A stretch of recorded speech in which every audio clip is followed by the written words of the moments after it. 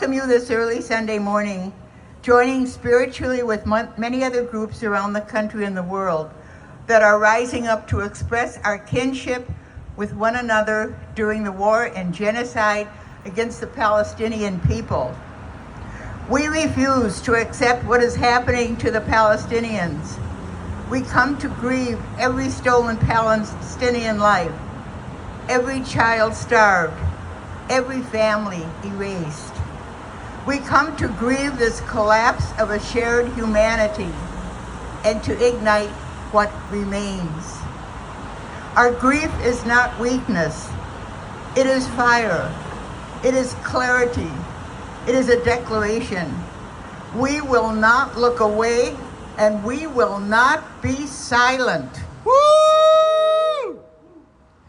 Our program today will contain information on the ongoing war in Gaza and the West Bank, information about various aspects of that war, which we believe are important and helpful for our understanding of why our voices must be heard and our actions taken to stop these atrocities.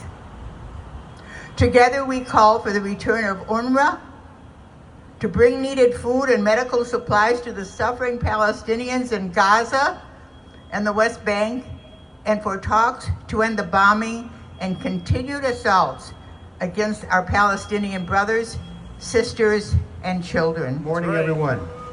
I'm going to read a bit from the official sponsor or originator of this event. It's called "We Will Not Look Away," a vigil for grief, kinship, and refusal in the face of genocide.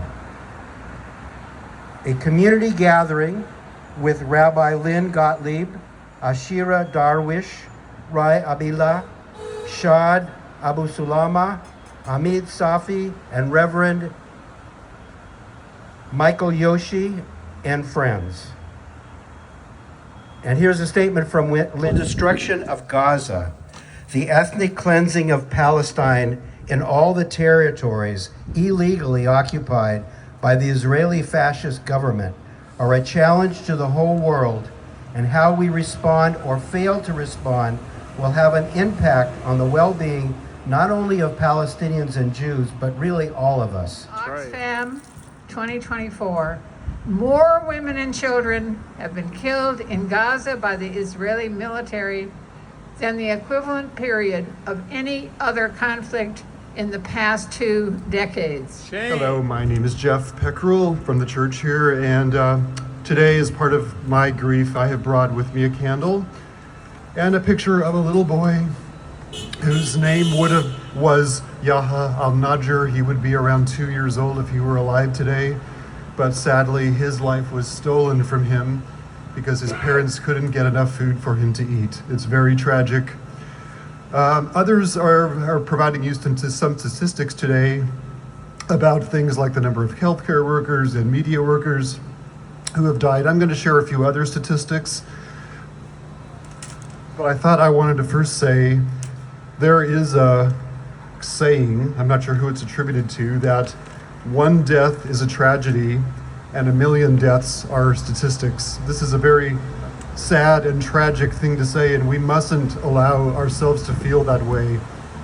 Each and every person who has died is a tragedy, and including the men. We talk a lot about the women and children who have died. Those men who died are also tragedies.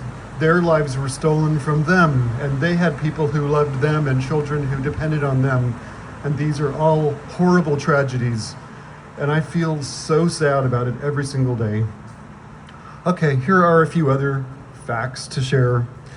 Israel has dropped at least 100,000 tons of bombs on Gaza since October 7th, 2023. Gaza Strip is 1/3 the size of the city of Los Angeles. It's around the size of the East Bay from San Pablo down to San Leandro.